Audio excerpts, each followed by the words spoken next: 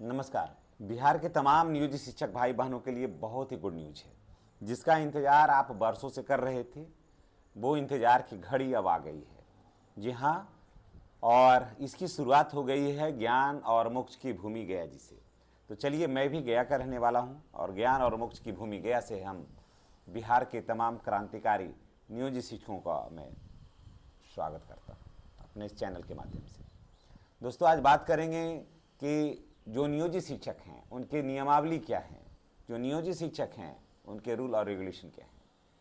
देखिए, जो नियोजित शिक्षक हैं, चाहे नियमावली उनका 2006 का हो या फिर नियमावली 2020 का हो, नियोजित शिक्षकों के नियमावली में जो है वो साफ लिखा हुआ है कि नियोजित शिक्षकों का प्रधानाध्यापक के पद पर पदोन्नति होगी। अभी आप देखे होंगे कि गया जिला में नियोजित शिक्षक जो हैं वो उनको कालबद्ध प्रोन्नति का लाभ मिल गया है और उनका वेतन बढ़ करके भी इस बार आया है। तो नियोजित जितने भी नियोजित शिक्षक हैं, मैं गया की बात नहीं कर रहा हूँ, चाहे जहाँ के भी नियोजित शिक्षक हैं, सबों के लिए बहुत गुड न्यूज है। देर और सवेर सबको इसका लाभ मिलने वाला है और इसकी शुरुआत गया से हो गई है। देखिए, गया से ही कालबद्ध प्रोन्नति का लाभ ही मिल गया, हम तमाम नियोजित शिक्षकों को इसका लाभ मिल गया। और उसके बाद फिर स्नातक ग्रेड में प्रोन्नति और उसके बाद प्रधानाध्यापक के पद पर प्रोन्नति की शुरुआत भी गया से हो गई है। तो चलिए, इसका असर पूरे बिहार के लाखों नियोजित शिक्षकों के ऊपर पड़ेगा इसका असर। जी हाँ, चलिए, क्या है मामला हम आपको विस्तार से बताते हैं। और अगर आप चैनल पर फर्स्ट बार आए हैं, तो चैनल को सब्सक्राइब करिए, बेल आइकन को दबाइए ताकि वीडियो का नोटिफिकेशन जो है वो आपको मिलता रहे। नियोजित शिक्षकों को प्रधानाध्यापक के पद पर प्रोन्नति देने का आदेश है। क्या है आदेश, विस्तार से इसको हम लोग जानते हैं। पटना उच्च न्यायालय ने एक नियोजित शिक्षिका जो संप्रति प्रभारी प्रधानाध्यापक हैं को प्रधानाध्यापक के पद पर प्रोन्नति देने का आदेश दिया है। मनीता कुमारी नाम की शिक्षिका ने पटना उच्च न्यायालय में याचिका दायर कर कहा था कि वह पिछले 12 वर्षों से पढ़ा रही हैं और अभी प्रभारी प्रधानाध्यापक हैं। नियम के हिसाब से उन्हें प्रधानाध्यापक के पद पर प्रोन्नति मिलनी चाहिए, लेकिन उन्हें अब तक इससे वंचित रखा गया। मामले से जुड़े सभी पक्षों को सुनने के बाद न्यायालय ने कहा कि यह 3 हफ्तों के अंदर गया जिला शिक्षा पदाधिकारी को पूरे कागजात के साथ फिर से अर्जी दें। यानी कि मनीता मैडम को कहा गया है कि आप फिर से अब वहाँ पर आवेदन आप दीजिए गया डीओ को। उस पर गया जिला शिक्षा पदाधिकारी को 6 हफ्ते के अंदर, जी हाँ, मात्र 6 हफ्ते के अंदर उस पर निर्णय लेने को कहा गया है। अगर शिक्षिका सही पाई गई तो 8 हफ्ते के अंदर प्रोन्नति और सारे बकाए पैसे देने होंगे। यानी कि जिस दिन 12 वर्ष हो जाएगा उस दिन से प्रोन्नति का लाभ देते हुए जितना राशि निकलेगा सारा कुछ बकाया राशि पैसा देने के लिए कहा गया है। याचिकाकर्ता के वकील का तर्क है कि याचिकाकर्ता का मामला स्नातक प्रशिक्षित वेतनमान और प्रधानाध्यापक के पद के लिए है। इसके लिए न्यायालय की समन्वय पीठ द्वारा CWJC संख्या 6391/2021 में 9 दिसंबर 2024 को दिए गए निर्णय के अनुसार उचित अभ्यावेदन दायर किया गया और आगे 50% पदोन्नति कोटा के संबंध में खाली उपलब्ध है, तो याचिकाकर्ता के अनुसार उस वर्ष तक नहीं भरा गया, इसके लिए याचिकाकर्ता का हकदार थी।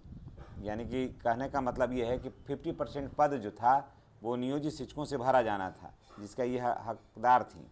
याचिकाकर्ता अभी भी प्रभारी प्रधानाध्यापक के पद पर कर्तव्य निभा रही हैं और बिना किसी कारण की याचिकाकर्ता के मामले में पर विचार नहीं किया गया है। कहा गया है कि याचिकाकर्ता अभी भी प्रभारी प्रधानाध्यापक के पद पर कर्तव्य निभा रही, यानी कि अभी कार्य कर रही हैं और बिना किसी कारण के याचिकाकर्ता के मामले पर विचार नहीं किया गया, जबकि प्रधानाध्यापक के पद पर प्रोन्नति के लिए विशेष अभी आवेदन दिया गया था और 6 सप्ताह के अंदर इस पर निर्णय लेने के लिए कहा गया है। तो दोस्तों, इसका असर सिर्फ गया में नहीं होगा। और ये तो करें कि 12 वर्ष, अभी ऐसे ऐसे हैं कि जिनका 20 साल 22 साल हो गया है। तो सोचिए, जिनका 20 साल 22 साल हो गया है वो, उनका पक्ष तो और भी मजबूत है। तो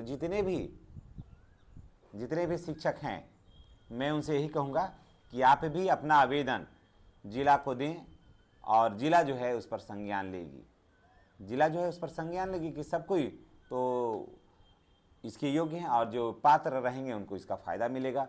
तो निश्चित रूप से गया से ये जो खबरें हैं जो निकल कर आ रही हैं पूरे बिहार के शिक्षकों के लिए, कड़ाके की धूप में एक सुनहरे और फुहारे युक्त बारिश जैसा ये असर होगा, जिससे कि ठंडापन, गर्मी से राहत मिलेगा शिक्षकों को।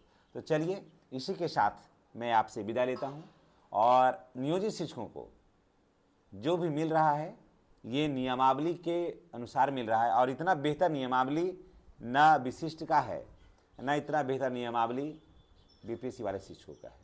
इस चीज़ को भी थोड़ा जान लीजिए कि विशिष्ट शिक्षकों की भी जो नियमावली है, मैं कटाक्ष नहीं कर रहा हूँ, नियमावली दोनों जगह का पढ़ लीजिए। नियोजित शिक्षकों का भी नियमावली पढ़ लीजिए और विशिष्ट शिक्षकों का भी नियमावली पढ़ लीजिए और बीपीएससी वाले शिक्षकों का भी नियमावली पढ़ लीजिए।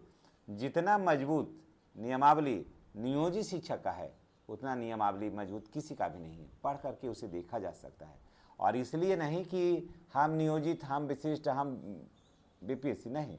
देखिए ना कि उसकी खासियत क्या है, खासियत को जानना चाहिए। खासियत क्या है, उसकी खासियत को जानिएगा, तभी पता लग चलेगा कि बाकी नियोजित शिक्षक का नियमावली जो है वो बड़ा ही मजबूत है। मैं खास करके उन युवा शिक्षकों से मैं रिक्वेस्ट करूंगा, बीपीएससी वाले शिक्षकों से, क्योंकि आने वाला कल आप ही हैं बिहार के। मैं आपसे रिक्वेस्ट करूंगा कि आप अपनी नियमावली तो पढ़ते ही पढ़ते हैं, नियोजित शिक्षकों की भी नियमावली थोड़ा एक बार पढ़िए और देखिए कि नियोजित शिक्षक की नियमावली क्या कहता है और इतने बेहतर नियमावली को छोड़ करके लोग विशिष्ट क्यों बने। मैं कह रहा हूँ बीपीएससी वाले शिक्षकों को कि नियमावली आपका भी है, विशिष्ट का भी है, नियोजित शिक्षकों का। नियोजित शिक्षक सबसे सीनियर शिक्षक है, स्वाभाविक है। और यही कारण है कि नियोजित शिक्षक और विशिष्ट बीपीएससी वाले शिक्षकों में तालमेल बहुत बनता है, बहुत ज़्यादा रहता है, क्योंकि एक बिल्कुल युवा है और एक अनुभव वाले शिक्षक हैं। तो दोनों के बीच में समन्वय काफ़ी बेहतर होता है। तो मैं कहूँगा कि थोड़ा सा नियमावली को आप पढ़िए, क्योंकि नियमावली पढ़िएगा तो आगे का आपको जानकारी होगी और आपको आगे का रणनीति बनाने में आपको बहुत सहूलियत होगी। आपको कहीं पर कुछ अपना विचार व्यक्त करने का जब ज़रूरत होगा तो नियमावली का अध्ययन किए हुए रहिएगा, तो आप अपनी बात को प्रमुखता से वहाँ पर आप रख सकते हैं। तो चलिए, जितने भी नियोजित शिक्षक भाई बहन हैं उनके लिए बहुत गुड न्यूज़ है। स्नातक ग्रेड में प्रोन्नति, कालवत प्रोन्नति, प्रधानाध्यापक के पद पर प्रोन्नति, सारा कुछ तो मिल रहा है। तो सोचिए कि सब कुछ आपको मिल रहा है एज ए नियोजित शिक्षक, तो फिर क्या परेशान होने का कहीं कोई ज़रूरत नज़र आती है? अगर हाँ तो कमेंट करके बताइएगा। और ये भी मैं बता दे रहा हूँ कि पेमेंट भी जो है वो गया में जो बिल्कुल मई तक हो गया है।